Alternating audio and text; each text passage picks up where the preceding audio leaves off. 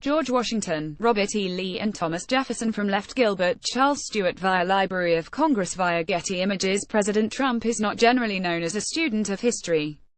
But on Tuesday, during a combative exchange with reporters at Trump Tower in New York, he unwittingly waded into a complex debate about history and memory that has roiled college campuses and numerous cities over the past several years.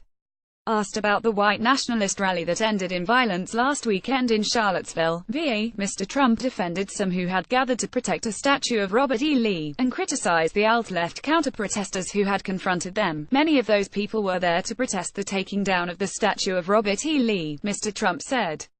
This week, it is Robert E. Lee, and this week, Stonewall Jackson, George Washington and Thomas Jefferson, the president noted, were also slave owners. Are we going to take down statues to George Washington? How about Thomas Jefferson? A pedestal in Durham, North Carolina, that held a statue of a Confederate soldier before demonstrators pulled it down. Madeline Gray for the New York Times. You must have to ask yourself, where does it stop? He continued, comparing the removal of statues to changing history. Mr. Trump's comments drew strongly negative reactions on Twitter from many historians, who condemned his false equivalence between the white nationalists and the counter-protesters.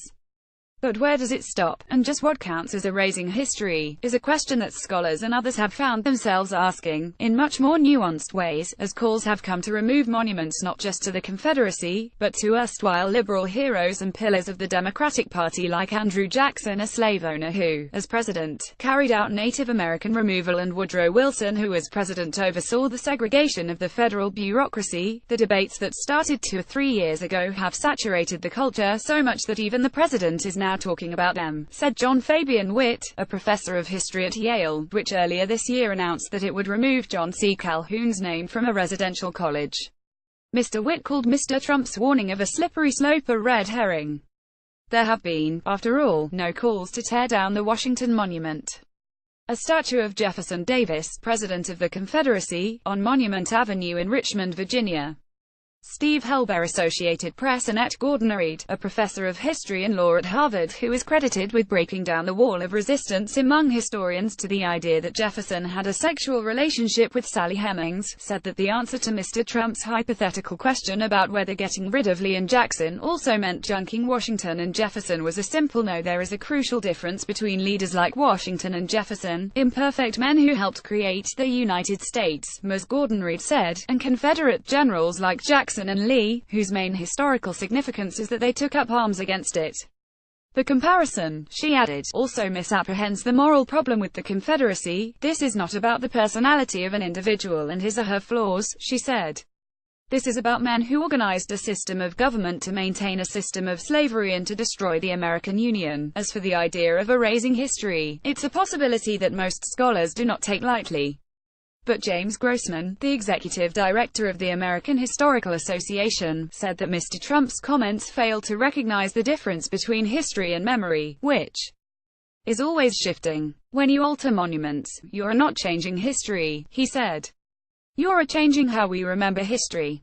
The statue of the Confederate General Robert E. Lee in Emancipation Park in Charlottesville, VA.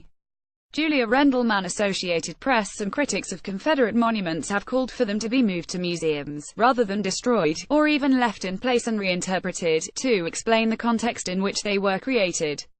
Mr. Grossman noted that most Confederate monuments were constructed in 2 periods: the 1890s, as Jim Crow was being established, and in the 1950s, during a period of mass Southern resistance to the Civil Rights Movement. We would not want to whitewash our history by pretending that Jim Crow and disenfranchisement, a massive resistance to the Civil Rights Movement, never happened, he said. That is the part of our history that these monuments testify to. How the events in Charlottesville, and Mr. Trump's comments, will affect the continuing debate over Confederate monuments remains to be seen. Mr. Witt, for one, suggested that white nationalist support might backfire.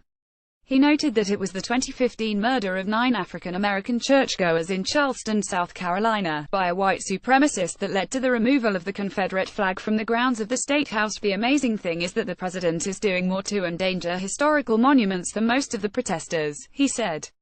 The alt-right is producing a world where there is more pressure to remove monuments, rather than less. A version of this article appears in print on August 16, 2017, on page A12 of the New York edition with the headline "History and Memory are not set in stone."